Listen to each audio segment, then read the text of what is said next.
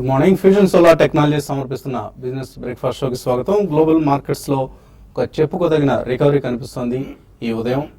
Asian markets Asian markets స్ట్రాంగ్గా trade అవుతున్న సమయం ఇది.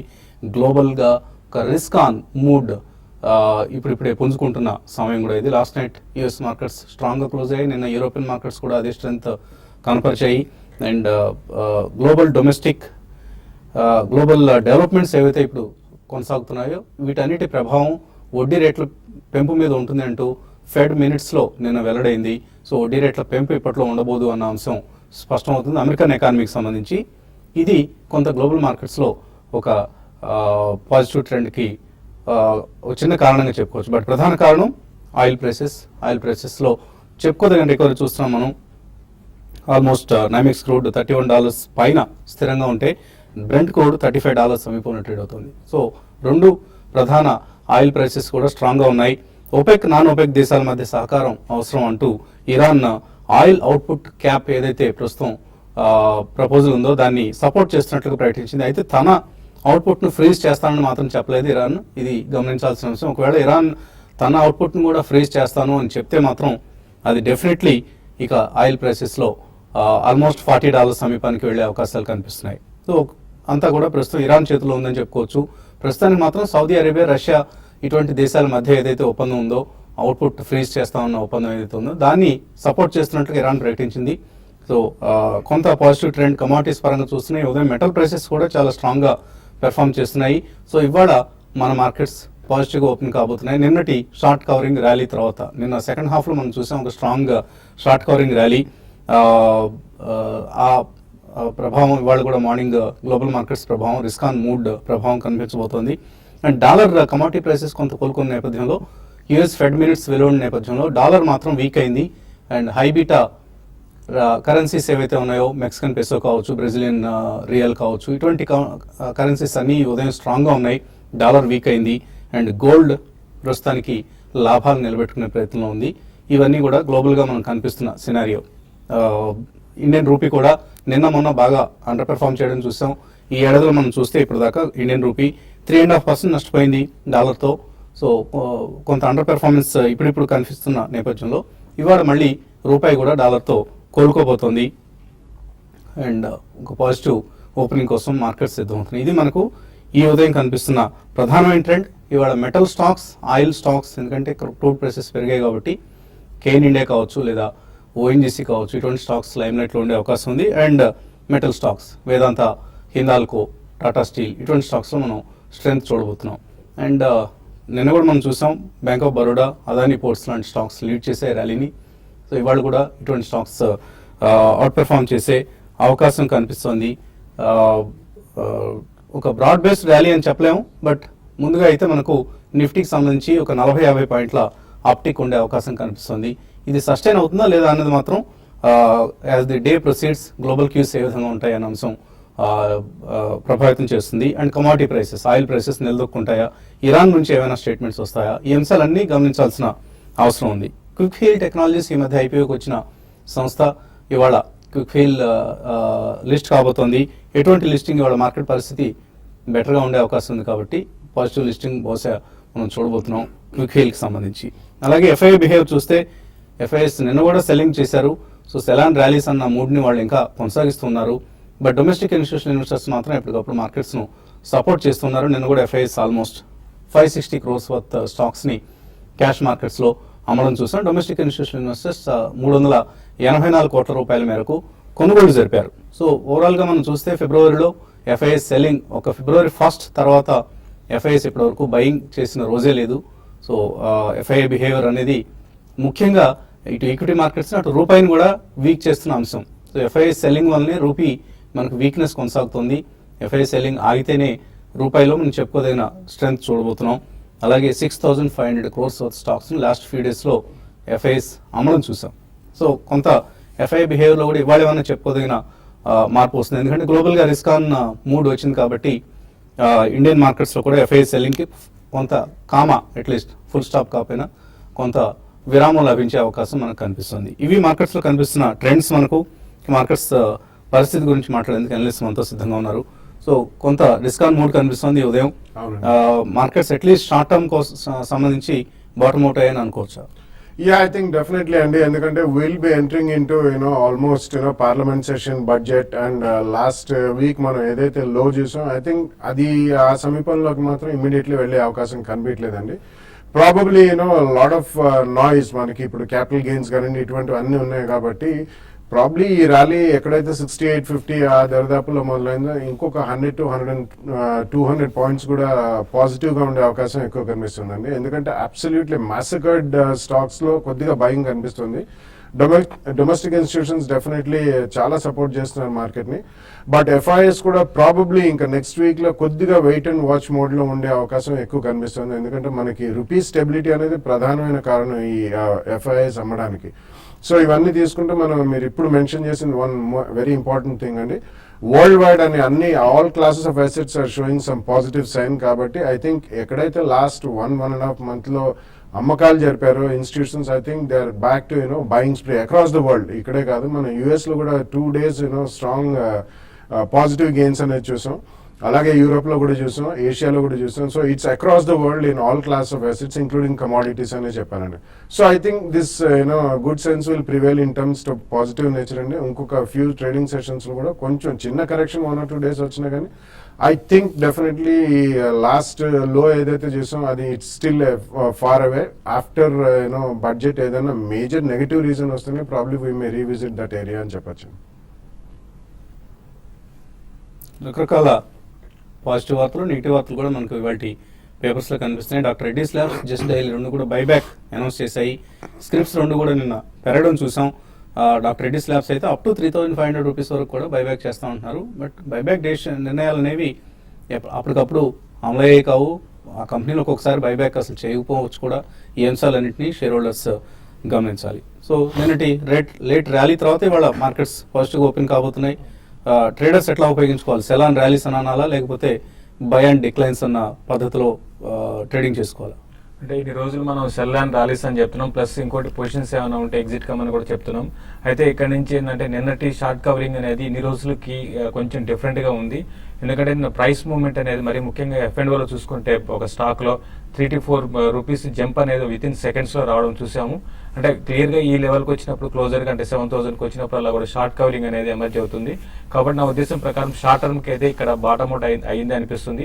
ప్లస్ మనకి నెక్స్ట్ వీక్ బడ్జెట్ అవన్నీ ఉన్నాయి కాబట్టి కొంచెం మార్కెట్ ఈ లెవెల్లో ఆగడానికి అవకాశం ఉంటుంది. ఇక్కడ నుంచి ఏంటంటే బై అండ్ డిప్స్ అని చెప్పొచ్చు.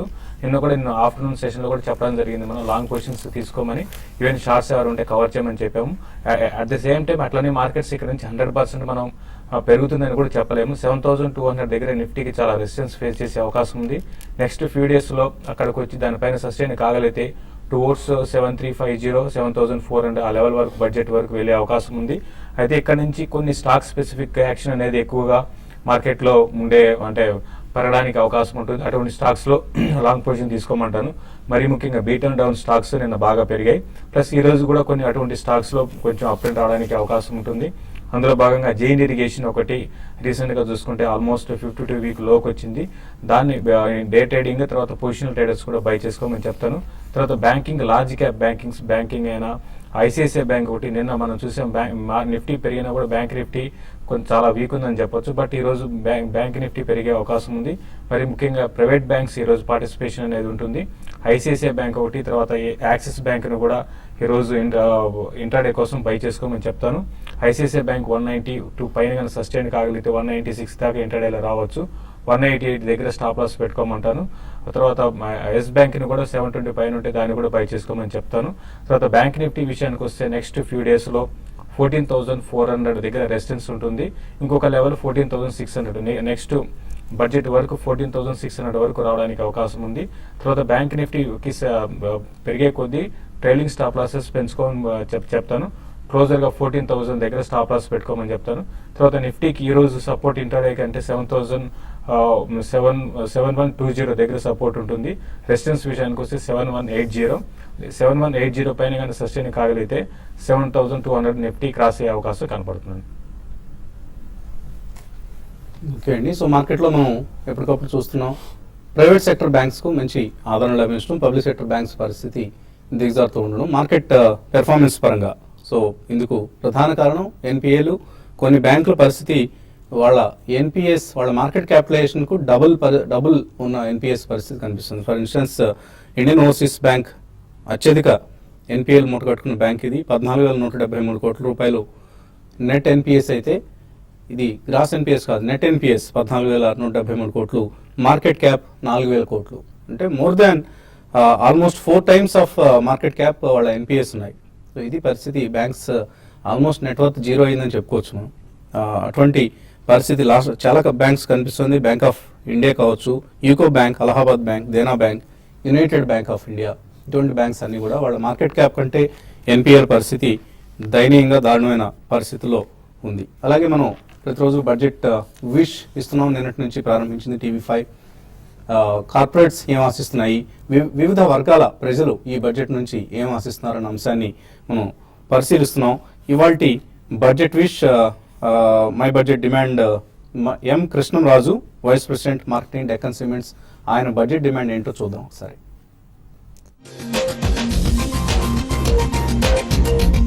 కేంద్ర ప్రభుత్వం రాబోయే బడ్జెట్లో సిమెంట్ మీద సెంట్రల్ ఎక్సైజ్ డ్యూటీని తగ్గించాల్సిందిగా భావిస్తోంది. ఇవాళ సిమెంట్ పరిశ్రమ మీద ఎంఆర్పి మీద, దాన్ని మనం రిటైల్ సెల్లింగ్ ప్రైస్ అంటాం, 12.5% అయితే సెంట్రల్ ఎక్సైజ్ డ్యూటీ వేస్తున్నారు. దీని అయితే తప్పనిసరిగా సిమెంట్ ఇండస్ట్రీ అంతా కోరుకునేదంటే తగ్గించాల్సి వస్తుంది. పూర్వం అంతా కూడా ఇన్వాయిస్ వాల్యూ మీద సెంట్రల్ ఎక్సైజ్ డ్యూటీ ఉండేది. అట్లాంటిది ఇప్పుడు ఎంఆర్పి మీద చేశారు.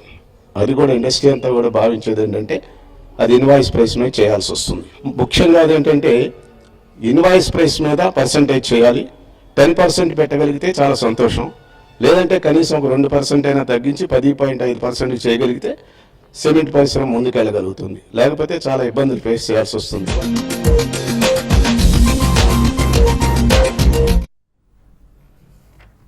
ఇంకా ఇన్వెస్టర్స్ నుంచి కాల్స్ అలాగే మెయిల్స్ తీసుకోబోయే ముందు ఫ్యూజన్ సోలార్ టెక్నాలజీ సమర్పిస్తున్న బిజినెస్ బ్రేక్ఫాస్ట్ షోలో చిన్న విరామం.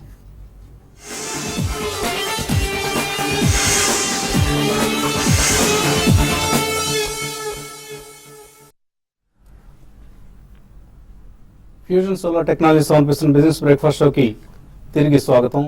కాలర్స్ లైన్ ఉన్నారు. మొదటి కాలర్ పీలేరు నుంచి Ramesh. Hello, good morning Vasanth garu. Morning. First of all Keshav garu బాగా చెప్తున్నారండి ఈ మధ్య. తర్వాత ఇప్పుడు మాక్సన్ ఫార్మా గురించి అనుకోవాలని చేశాను. ఇప్పుడు ప్రజెంట్ అయితే 50 రూపీస్ లో తీసుకొని ఉన్నాను. ఇస్తారా లేకంటే ఎగ్జిట్ అయిపోవాలా? ఇంకా తగ్గుతూ ఉంది. మార్క్సన్స్ ఫార్మా తీసుకున్నారు, 50 రూపాయల్లో హోల్డ్ చేయొచ్చా? చూడండి, మార్క్స్ అండ్ ఫార్మా ఇంతకుముందు కూడా చెప్పడం జరిగిందండి. అడిగినప్పుడు ఇది ఈ టైంలో చాలా ఎక్స్పెన్సివ్గా కనపడుతుందని. ప్లస్ ఇప్పుడున్న పరిస్థితుల్లో మిడ్ క్యాప్ స్టాక్స్, మరీ ముఖ్యంగా ఈవెన్ క్వాలిటీ స్టాక్స్ కూడా చాలా వీక్ అయిపోతున్నాయి. అయితే నా ఉద్దేశం ప్రకారం మీరు ఆల్రెడీ హైలో కొన్నారంటున్నారు కాబట్టి ప్రస్తుతం అయితే హోల్డ్ చేయండి. ఫర్దర్గా యావరేజ్ మాత్రం చేయకండి. ఇప్పుడు నెక్స్ట్ ఫ్యూ మంత్స్ కానీ ఫ్యూ వీక్స్ కానీ చాలా వరకు లార్జ్ క్యాప్ స్టాక్సే పెరిగే అవకాశం ఉంటుంది. కాబట్టి మీరు ఇన్వెస్ట్ చేయాలనుకుంటే వాటిలో ఇన్వెస్ట్ చేయండి. ప్రస్తుతం అయితే మార్క్స్ అండ్ ఫార్మాని మీరు హోల్డ్ చేయండి. ఇమీడియట్ అప్ ట్రెండ్ మాత్రం మీరు రావాలి అంటే 46 లెవెల్స్ పైన క్రాస్ కాగలిగితేనే ఉంటుంది. నెక్స్ట్ క్వార్టర్ రిజల్ట్ బాగుంటేనే మళ్ళీ స్టాక్లో అప్ ట్రెండ్ ఉంటుందండి. అప్పటి వరకు స్టాక్లో పెద్దగా పెరిగే అవకాశం లేదు. ఇంతకుముందు లాగా మిడ్ క్యాప్ స్టాక్స్లో అప్ ట్రెండ్ అనేది సస్టైన్ కాకపోవచ్చు అండి. తర్వాత కాలర్ కరీంనగర్ నుంచి శ్రీనివాస్. హలో. హలో సార్, నమస్కారం అండి. నమస్తే, అడగండి. సార్ నేను ఐసిఐసిఐ బ్యాంక్ ఫ్యూచర్ లో 195 లో తీసుకున్నాను సార్. అది ఈ రోజు ఎక్కడ దాకా వస్తుంది, ఎప్పుడు సెల్ చేయమంటారు? అట్లే ఇంట్రాడే లో ఈ రోజు బ్యాంక్ ఆఫ్ బరోడా లేకుంటే ఎల్ఐసి హౌసింగ్, రిలయన్స్ క్యాపిటల్ ఏదైనా సజెషన్ చేయరు సార్? ఐసిఐసిఐ ఏం చేయాలి? 195లో కొన్నారు. చూడండి, ఐసిఐసిఐ బ్యాంక్ హోల్డ్ చేయండి అండి. ఈ రోజు ఓపెనింగ్ మీకు నేను అనుకోవడం 193 ఆ లెవెల్, 194 లెవెల్స్ కూడా రావచ్చు. ఈవెన్ నేను కూడా 196 ఎక్స్పెక్ట్ చేస్తున్నానండి ఐసిఐసిఐ బ్యాంక్ని. కాబట్టి మీ క్లోజర్గా మీ లెవెల్ వచ్చినప్పుడు ట్రైలింగ్ స్టాప్ లాస్ పెట్టుకోండి. 192 దగ్గర పెట్టుకొని హోల్డ్ చేయండి. క్లోజర్గా 202, 204 వచ్చినప్పుడు మీరు షార్ట్ టర్మ్ కోసం అయితే మీరు ఎగ్జిట్ కండి. మీరు ఇంకా కాదనుకుంటే మాత్రం మీ ట్రైలింగ్ స్టాప్ లాస్ని పెంచుకుంటూ పోమని చెప్తాను. బట్ ఇంట్రాడే కోసం అయితే నేను నిన్న చూస్తే మనకు ప్రైవేట్ బ్యాంక్స్ అన్ని కూడా వీక్ ఉన్నాయండి. బట్ ఈ రోజు ప్రైవేట్ బ్యాంక్స్ పెరిగే అవకాశం ఉంది. అందులో భాగంగా ఎస్ బ్యాంక్ ఒకటి నేను రికమెండ్ చేస్తున్నాను. కాబట్టి ఎస్ బ్యాంక్ని మీరు 720 పైన సస్టైన్ కాగలిగితే దాన్ని బై చేసుకోవచ్చు. ఐసిఐసిఐ బ్యాంక్ని కూడా అది కూడా నేను ఇంటర్డే కోసం పెరుగుతుంది అనుకుంటాను. కాబట్టి దాన్ని కూడా బై చేయండి. రెండింటిని మీరు చెప్పిన స్టాక్స్ ఇంటర్డే కోసం నేను ట్రాక్ చేయడం లేదండి. కాబట్టి 2 స్టాక్స్ లో మీరు లాంగ్ పొజిషన్ ఇంటర్డే కోసం బై చేసుకోవచ్చు అండి. తెనాలి నుంచి రాము. హలో. హలో, అడగండి రాము. మోల్టెక్ ప్యాకేజెస్ ఏంటంటే సడన్ గా డౌన్ అయిపోయింది. మ్మ్. అది 320 దాకా వెళ్ళిపోయింది. నిన్న ఒక్కరోజు 50% డౌన్ అయిందండి. వోల్టెక్ లో స్ప్లిట్ అయిందండి, అది 10 రూపీస్ నుంచి 5 రూపీస్ స్ప్లిట్ అయింది. సో అందులో ప్రైస్ వైజ్ పెద్ద క్షీణత ఏం లేదండి. మీకున్న ఒక షేర్ కి 2 షేర్లు వస్తాయంటే ఫేస్ వాల్యూ స్ప్లిట్ అయింది. That's the prime reason. తర్వాత కాలర్ హైదరాబాద్ నుంచి Venkatrao. Hello, good morning sir. Morning అండి, అడగండి. నేను విమ్టా ల్యాబ్స్ వచ్చేసి 100 రూపీస్ లో, ఎస్బీఐ వచ్చేసి 260 రూపీస్ లో తీసుకున్నాను సార్. అవి ఇప్పుడు యావరేజ్ చేసుకోవచ్చా? ఎస్బీఐ, విమ్టా ల్యాబ్స్ యావరేజ్ చేసుకోవచ్చా ఇక్కడ? మీ ఎస్బీఐ అయితే మీరు యావరేజ్ చేసుకోమని చెప్తానండి. ఎందుకంటే ఆల్రెడీ పిఎస్యు బ్యాంక్స్ జరగాల్సిన డ్యామేజ్ జరిగిపోయింది కాబట్టి నెక్స్ట్ 1-2 క్వార్టర్లు బాగా రాకపోయినా కూడా దానికి డిస్కౌంట్స్ అయిపోయినాయి అనుకోవచ్చు ప్రైస్. కాబట్టి ఎస్బీఐని మీరు యావరేజ్ చేసుకోండి. మిడ్ క్యాప్ విషయానికి వస్తే మిడ్ క్యాప్ మాత్రం మార్కెట్ కొంచెం ఈ ప్యానిక్ సెల్లింగ్ అనేది ఆగాలండి. అప్పుడే మిడ్ క్యాప్ లో కొంచెం బయింగ్ ఉంటుంది. అయితే మీరు ఈ లెవెల్లో విమ్టా ల్యాబ్స్ మీరు చాలా హైలో కొన్నారు కాబట్టి ఈ లెవెల్లో కొంచెం మీరు యావరేజ్ చేసుకోండి. నెక్స్ట్ ఫ్యూ డేస్ లో అంటే ఫ్యూ వీక్స్ లో పెద్ద పెరగకపోయినా కూడా లాంగ్ టర్మ్ కి పెరిగే అవకాశం ఉందండి. మీరు రెండు కూడా ఎస్బీఐ అండ్ విమ్టా ల్యాబ్స్ రెండు కూడా మీరు యావరేజ్ చేసుకోమని చెప్తానండి. ఓకే అండి, అమర్ కుమార్ లైన్ ఉన్నారు. తర్వాత కాలర్. హలో, సార్ నమస్తే సార్. నమస్తే అండి, అడగండి. సార్ నేను లాంగ్ టర్మ్ సార్ ఇన్వెస్ట్మెంట్ చేయడం కోసం సార్ బ్యాంకింగ్ లో ICICI, SBI, Indus, Yes bank ఈ 4 దేంట్లో ఇన్వెస్ట్ చేయమంటారండి? ఈ టైంలో ఇన్వెస్ట్ చేయమంటారా? ఒకటి. మరొకటి sir, Jain irrigation, prime focus బాగా తగ్గినాయి కదా సార్, ఈ టైంలో ఇన్వెస్ట్ చేయమంటారా, ఇంకా వెయిట్ చేయమంటారా, లేదా అవాయిడ్ చేయమంటారా? కొంచెం చెప్పండి sir. So ICICI, Yes, IndusInd bank, SBI 4 దేనికి ఓటేస్తారు మీరు? Yeah, I would go with IndusInd Bank number 1 అండి, followed by Yes Bank. అంటే డెఫినెట్లీ వేరే బ్యాంకులు కొనడానికి you can wait for some time. అన్ని బ్యాంకులే కాకుండా 1-2 ఎన్బిఎఫ్సిస్ కూడా మంచి పర్ఫార్మెన్స్ మనం చూసామండి. So probably Bajaj finance and capital first ఇటువంటివి బ్యాంకులు కానివ్వండి, ఈ ఎన్బిఎఫ్సిస్ కానివ్వండి, సో ఈ 4 అయితే ప్రైస్ పాయింట్స్ లో కొనండి. Yes Bank, IndusInd Bank preference ఇస్తారు. Go with that. ఓకే అండి, so that is the sentiment. అది ఏదో ఫండమెంటల్లీ చెప్తున్న ఆన్సర్ కాదు, ఎక్కువ మార్కెట్ మూడ్ ఈ కంపెనీస్. జైన్ ఇరిగేషన్ అండ్ మరొక స్టాక్ ఆయన అడిగింది. జైన్ ఇరిగేషన్ అయితే నేను ఇంతకుముందు కూడా చెప్పడం జరిగింది, బాగా beat down stock plus fundamentals కూడా కొంత ఇంప్రూవ్ అయ్యాయి కాబట్టి మీరు ఈ లెవెల్లో మీరు యావరేజ్ చేసుకోవచ్చు అండి. అది షార్ట్ టర్మ్ అని కాకుండా అండి, లాంగ్ టర్మ్ చూడండి. నెక్స్ట్ మాన్సూన్ బాగుంటే మాత్రం డెఫినెట్ గా జైన్ ఇరిగేషన్ కూడా ఈ లెవెల్స్ నుంచి ఒక 20-30% నెక్స్ట్ 1 year లో పెరిగే అవకాశం ఉందండి.